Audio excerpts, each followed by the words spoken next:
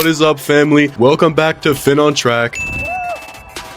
I hope you guys are ready to see one of the craziest indoor track meets ever. Like, seriously, this season opener was so packed with fans and athletes, you could barely move anywhere around the track. It was so crowded that one of my teammates actually ran into someone while he was doing a block start, and he ended up getting a concussion because of this. So yeah, that should show you the type of energy that was on the track this day. And make sure you subscribe if you love track and field or just sports in general. Let's get into this crazy season opener. Okay, the cool thing about this meet is that you could sign up for as many events as you wanted to. So obviously I wanted to do every single event at this track meet. However, I am currently in the middle of my varsity basketball season, and I literally had a game the day before the track meet, so I had to limit myself to only doing 4 events.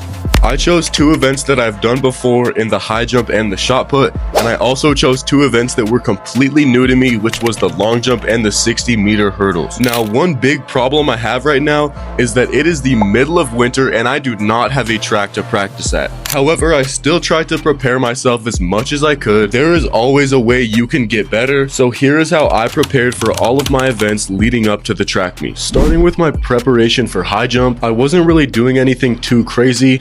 I was mostly focused on rehabbing my ankle injury because I want to be as healthy as possible for this track meet, so I did a couple sets of these side step-ups going onto a box. This is a great exercise that's gonna help you avoid ankle inversion, also known as rolling your ankle. Make sure to start this exercise without using any extra weight so your ankles can get warmed up, and then use kettlebells or dumbbells to add as much extra weight as you want. So yeah, that's basically all the high jump training I did for this meet. Let's move on to the crazy things I did to prepare for the shot put. I bet you guys have never seen anything like this before. Basically, me and my gym bro created this game where you have to throw a medicine ball at each other, but you also have to throw the medicine ball through the hurdle, and if you knock the hurdle down, then you lose the entire game. Now, this might not be the most perfect and optimal way to train for shot put, but it still definitely trains your coordination and power, but most importantly, it is a super fun way to train, and I will always preach finding new and fun ways to train your events, because having fun is what's gonna motivate you to keep getting better every single day. So next time you're at the gym, try this game out with your friends, or even better yet, try to create your own new and fun game. With that being said, let's move on to my long jump training, which consisted of seated broad jumps where I was trying to jump as far as I could, and weighted broad jumps focusing on the same things. These are great exercises because they train the most fundamental aspect of long jump, which is jumping as far as you can. And keep in mind, this will be my first time trying the long jump, so I'm just trying to master the basics right now. Oh yeah, and I forgot to do any hurdle training. I guess I'll just have to try my best and hope I don't get rolled.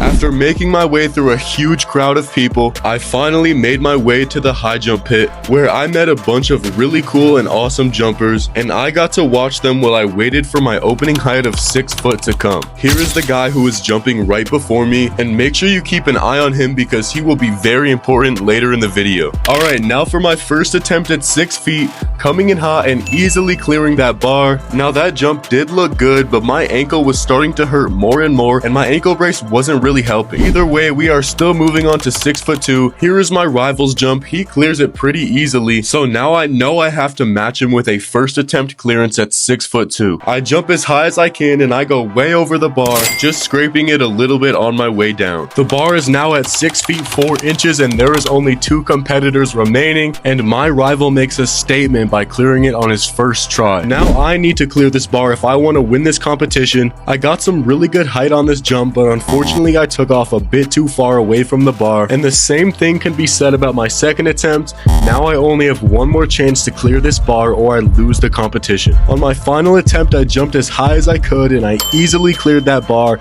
I now have a chance to win this competition and clear 6'6". My first attempt at 6'6" wasn't terrible, but my ankle was starting to hurt really bad at this point and I knew I could only do one more jump. So here we go, one last jump at 6'6". I gave it my all and I was so close to clearing that bar. I knew I could have cleared it on my third attempt, but I still had 3 more events to do, so unfortunately I had to stop there. And the worst part is I had to settle for second place because my rival actually cleared 6'6", and then he got the crowd involved for his 6'8" attempts.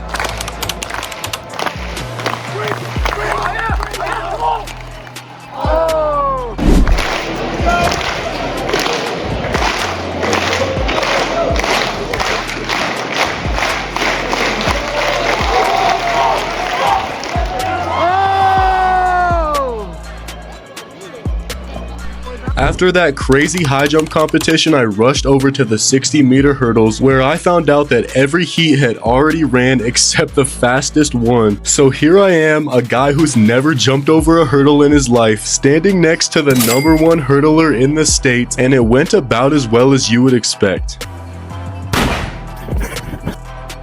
I'm fast as fuck, boy. Still fast as fuck, boy. Okay, moving on to the event that I was most excited to try, we have the long jump. Now, I haven't tried long jump since middle school, but my track coach made me do it at this meet after I showed him this video of me trying to dunk from the free throw line. So here we go, first long jump in years. Overall, the jump didn't look too bad, except for my landing, of course. But anyways, the jump ended up being 19 feet and 5 inches. I have no idea if that's good or not, so let me know in the comments. But either way, I did improve on my next jump thanks to this random coach who gave me some much needed advice. Here is my second attempt.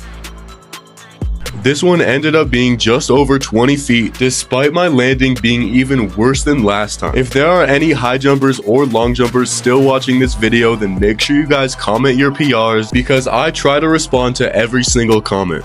Also, if you guys haven't noticed, there is still one event I haven't showed you guys yet, and that's because I was sadly not able to do the shot put. I really wanted to, but my ankle just hurt way too bad. We still had a pretty successful meet though, in my opinion, and make sure you guys subscribe because I have a very important track meet this Sunday where I can qualify for a national championship. Thank you guys so much for watching. I'm gonna leave you guys with this final long jump. Have a great rest of your day. Peace.